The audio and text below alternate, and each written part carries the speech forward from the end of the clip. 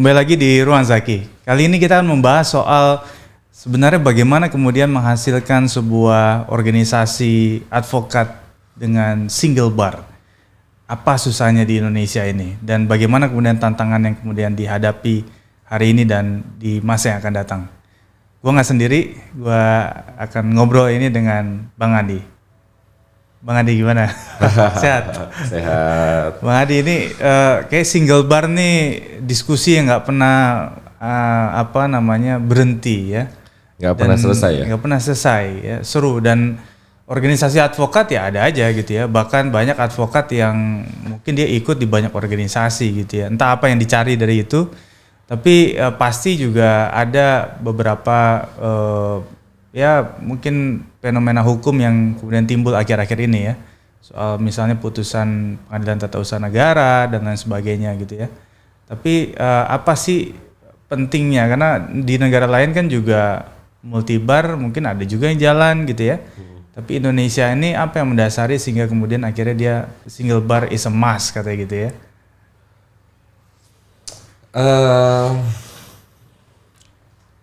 Ini perdebatan yang menurut saya seharusnya bisa selesai. Yeah. Seharusnya bisa selesai kalau kita betul-betul paham tentang bagaimana implementasi yang seharusnya dari hak berkumpul dan menyampaikan pendapat di muka umum. Gitu. Ini kan sebenarnya hak konstitusi yang paling sering dijadikan alasan bagi orang-orang untuk membentuk sebuah organisasi, gitu. Paling selalu dijadikan alasan. Nah, maksudnya ketika kita sebagai warga negara itu memang kan kita sebenarnya punya hak untuk berorganisasi. Bahasa di Undang-Undang Dasarnya itu adalah hak untuk berkumpul dan menyampaikan pendapat di muka umum. Dikatakan sebagai hak berorganisasi. Nah, problemnya adalah organisasi seperti apa yang kemudian bisa dibentuk dengan hak tersebut. Dan yang kedua, pertanyaannya harusnya adalah apakah semua hak konstitusi sebagai hak asasi manusia itu dilaksanakan dengan tafsir kebebasan sebebas-bebasnya, ataukah ada rules-rulesnya? Yeah. Kan maksud saya itu perdebatan tentang HAM yang sebenarnya klasik sih. Sebenarnya perdebatan HAM-nya ini klasik. Jadi diskursus HAM yang belum selesai sebenarnya sampai sekarang adalah apakah HAM itu adalah hak yang kemudian bisa dilaksanakan sebebas-bebasnya, atau dia sebenarnya terbatas pelaksanaannya. Banyak orang yang kemudian bilang bahwa HAM itu terbatas oleh dirinya sendiri, terbatas oleh eksistensi hak yang lain gitu. Ya betul, tapi dalam bagaimanapun tidak ada kebebasan yang sebebas-bebasnya, khususnya dalam negara hukum. Nah, problemnya ketika persoalan ini kemudian kita kontekskan dalam profesi advokat, kita kan sebenarnya tidak bisa melihat advokat ini seperti ormas. Nggak bisa. Karena advokat sebagai profesi itu punya tanggung jawab yang besar kepada klien, gitu. Di wilayah ini yang seharusnya menjadi pembeda. Pertanyaannya kemudian adalah pembedanya dalam hal apa? Pembedanya maksudnya begini. Profesi, cara untuk profesi itu bisa dilaksanakan dengan baik, dia harus dibentuk menjadi satu wadah organisasi. Tapi pertanyaannya kemudian adalah, apakah organisasi profesi harus kita samakan cara pandangnya dengan ormas? Kan gitu? Harusnya tidak. Kita mau bentuk 500 ormas yang memperjuangkan Pancasila misalnya, tidak ada persoalan. Karena tindakan mereka tidak punya efek kepada masyarakat, tidak punya efek langsung. Tapi kalau profesi yang kemudian bekerja untuk kepentingan orang secara langsung, gitu.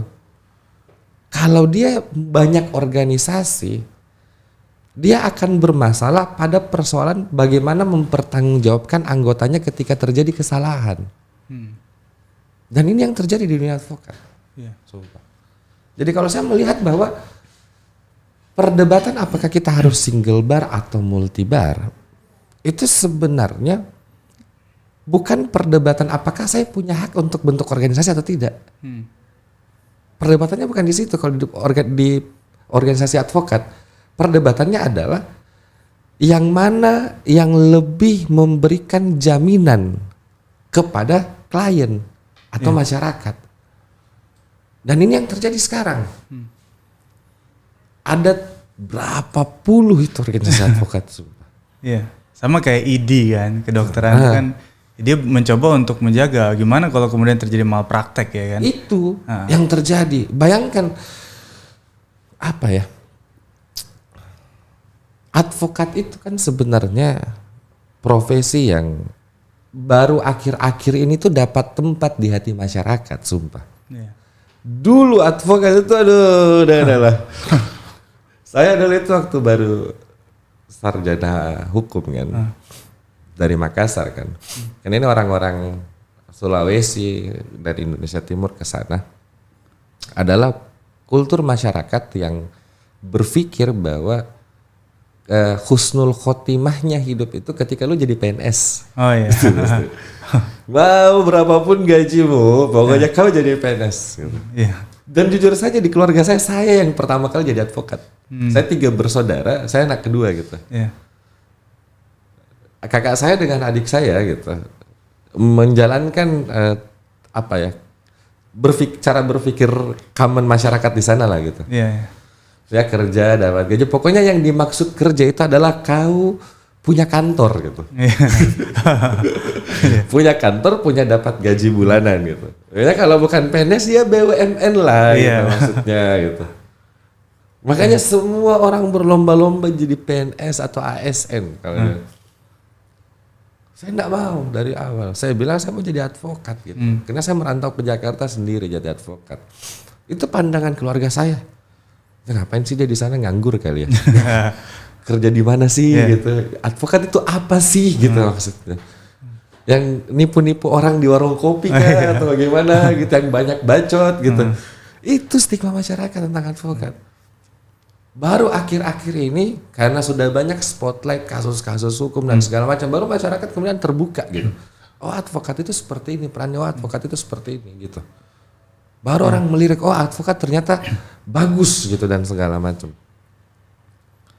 Tapi baru-barunya bagus, hancur lagi. Karena bayangkan kalau ada advokat yang nakal dengan sistem multibar, kita itu susah untuk memberikan dia punishment. Iya. Mendisiplinkan mereka. Waduh susah sekali, tinggal pindah organisasi bos. Iya, betul. Ini salahnya negara ini di sini. Makanya untung saja saya harus berterima kasih kepada semua senior-senior Pradi yang memperjuangkan lahirnya putusan Tata Usaha Negara Jakarta yang meneguhkan eksistensi Pradi di situ. Saya berterima kasih sekali. Saya sebagai advokat muda saya harus berterima kasih kepada abang semua, itu respect paling besar karena bukan persoalan apa, tapi itu akan memudahkan kami. Akan memudahkan advokat-advokat bekerja. Jadi advokat-advokat itu fokus saja pada pengembangan profesionalisme dan kualitas, tidak usah pusing untuk memikirkan citra organisasi lagi. Citra organisasi atau citra profesi serahkan kepada organisasinya. Konferensi pers ini adalah mengenai adanya putusan dari Pengadilan Tata Usaha Negara yang baru dikeluarkan beberapa hari yang lalu, persisnya adalah tanggal 9 Maret 2023 dengan nomor 251 garis miring G garis miring 2022 garis miring PTUN titik JKT. Adapun putusan ini adalah putusan yang sangat penting sekali buat organisasi advokat, termasuk di seluruh advokat Indonesia. Karena sebagaimana yang telah kita ketahui, beberapa waktu yang lalu terjadi konflik organisasi di Peradi ini yang terus berkali-kali akhirnya sampai ke pengadilan, dan terakhir Menteri Hukum dan HAM mengeluarkan suatu atau menerbitkan suatu keputusan yang mengesahkan kepengurusan daripada Peradi yang dipimpin oleh Luhut Pangaribuan. Ini asal mulanya. Jadi ada putusan dari Menteri Hukum dan HAM mengesahkan kepengurusan dari Peradinya Luhut Pangaribuan yang sehingga pendaftarannya dia diterima gitu, di Menteri Hukum dan HAM.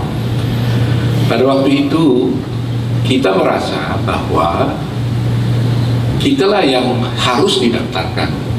Karena apa?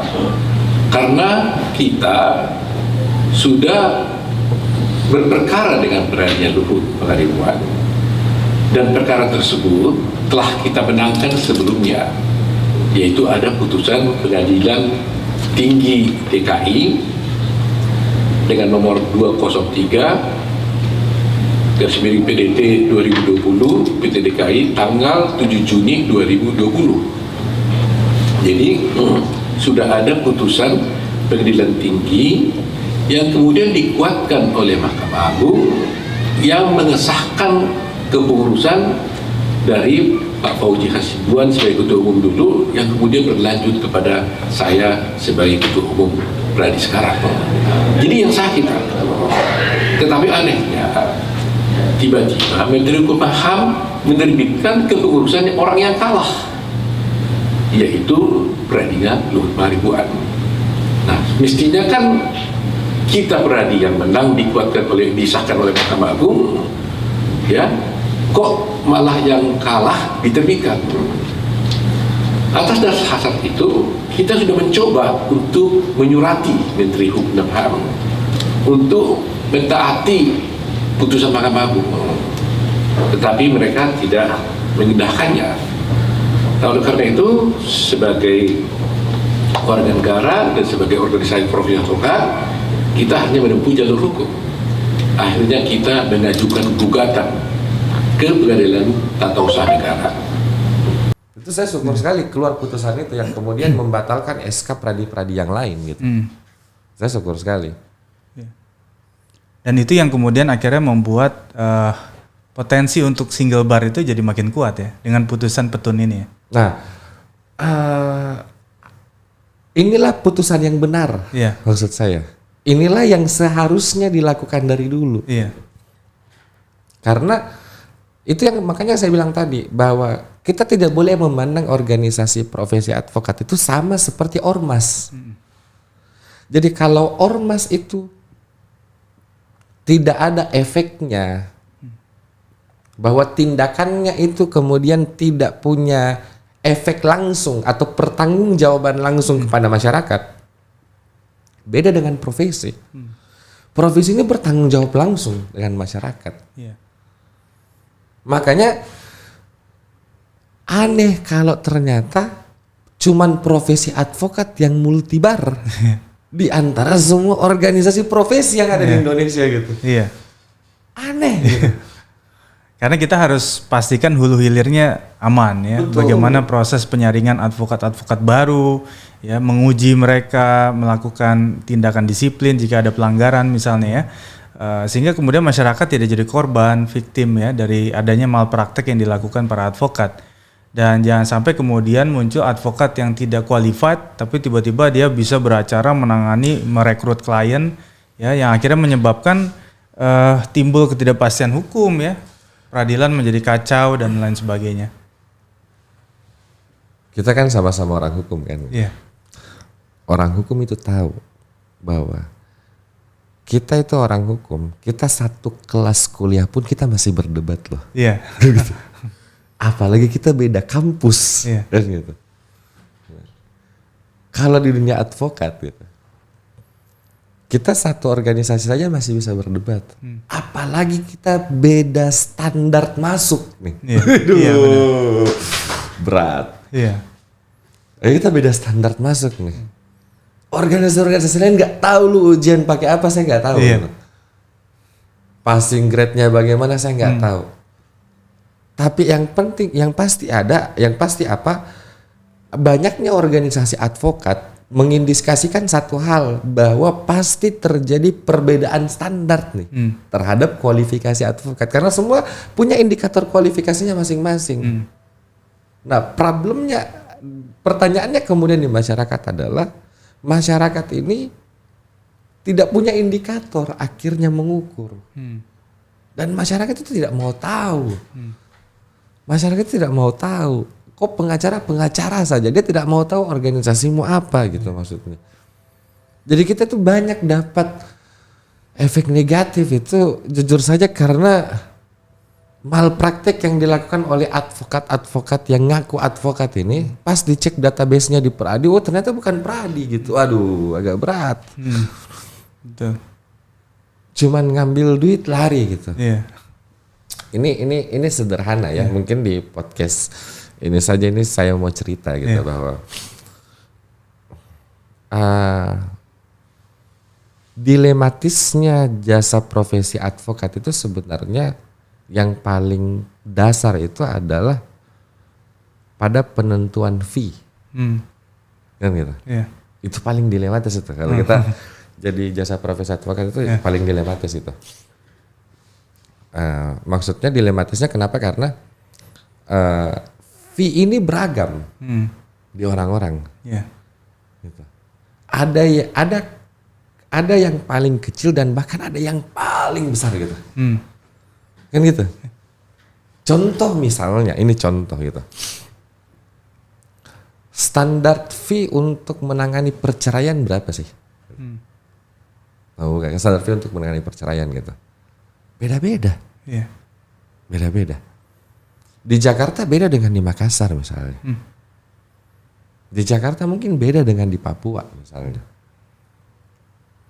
Di Jakarta mungkin bisa orang ngambil perceraian 30 juta misalnya. Atau ada yang 50 juta. Ada yang 100 ada. Yang 100 juta juga ada. Iya. Maksudnya perceraian. Tergantung kliennya, apakah kliennya mampu bayar atau enggak. Iya. Tapi problemnya adalah kenapa saya bilang dilematis. Banyak praktek yang terjadi adalah orang-orang yang tidak tahu atau tidak profesional dalam menyusun fee ini tidak mempertimbangkan banyak aspek ketika dia ingin merumuskan fee-nya atau mengajukan fee-nya ke klien. Iya. Yang dia pikirkan cuman bagaimana caranya gue dapat duit dalam waktu cepat gitu. Iya. Padahal dia nggak tahu cost produksinya berapa, dia nggak bisa ngukur gitu. Akhirnya ketika cost produksinya di tengah jalan habis, ditinggal bos. Terus kliennya datang ke kita, wah saya ditinggal karena saya tidak selesai di advokat ini, duit saya sudah habis. Iya. Yang kayak gitu-gitu kan yang jadi masalah sebenarnya. Iya. Jadi advokat itu kan ya sebagai pengusaha juga, sehingga dia harusnya punya kemampuan dalam mengarsiteki bagaimana proses produksi tadi yang disampaikan. Betul. Itu karena ada banyak hal ya. Betul. Dia mau bikin law firm aja dia perlu pikirin kantornya gimana. Betul. Timnya ada berapa, gajinya gimana. Saya aja itu bikin law firm, aduh. Saya bikin law firm itu jalan 3 tahun. Jadi saya kan 7 tahun magang. Yeah. Terus baru dari tahun ke-7 setelah selesai ikut-ikut sama orang capek gitu 7 tahun. Akhirnya memutuskan untuk buka kantor sendiri gitu.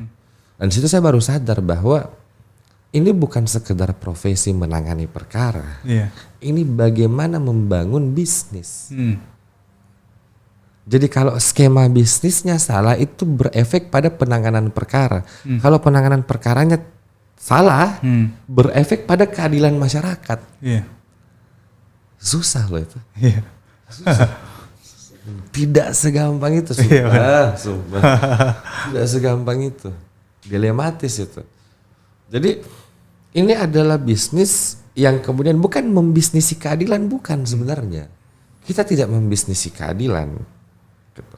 Tapi ketika ini menjadi pekerjaan, Kita butuh faktor-faktor yang bisa menunjang produktivitas, kita butuh faktor-faktor yang bisa menunjang operasional gitu dan segala macam gitu. Makanya ada konsep fee, tapi dalam undang-undang advokat ini kan konsep fee ini tidak punya indikator. Hasil kesepakatan antara klien dengan lawyernya. Nah, lawyer dalam membangun kesepakatan ini yang beda-beda. Ada yang kesepakatannya punya standar. Kalau saya misalnya saya jelaskan bahwa penanganan perkaranya ini potensinya selesainya berapa lama gitu, saya gambarkan gitu. Kalau dia potensinya selesainya misalnya sampai 1 tahun misalnya, baru kita bisa tracing fee-nya itu per bulan bisa kena berapa dengan semua ongkos dan segala macam. Itulah struktur fee-nya gitu. Ada yang nembak, oh enggak gini, kasih aja gitu. Wah gila. Kayak supir tembak jadi, bukan lawyer. Bukan lawyer gitu maksudnya. Nah ini karena perbedaan kualitas itu tadi, betul. Perbedaan kualitas. Dan kita masyarakat, jadi yang rugi itu sebenarnya masyarakat. Udah keluar duitnya, ketemu lawyer tidak bisa mempertanggungjawabkan ke organisasi advokat bilang, oh bukan anggota kami. Wah. Iya. Betul. Jadi efeknya langsung sebenarnya. Iya. Jadi kembali lagi ini adalah soal bagaimana membangun kualitas advokat di Indonesia. Karena tentu saja ya di tengah Indonesia yang melambung tinggi, kita nggak mungkin dong bicara pada konteks nasional aja. Tapi bagaimana kemudian advokat kita juga punya kemampuan dalam urusan internasional ya, apakah mereka yang datang ke negara kita atau sebaliknya, sehingga kualitas itu yang harus kita jaga. Jangan sampai kemudian kita jadi malu di mata internasional ya, di lingkungan advokat internasional. Karena kemarin juga kita di WLC Pradi juga sedang membangun bagaimana standar kita berkongres ya, konferensi. Ya, agar kemudian kita bisa juga dipertimbangkan dalam pergaulan advokat muda di internasional. Terima kasih banyak Bang Andi buat diskusinya. Sampai ketemu lagi di Ruang Zaki berikutnya.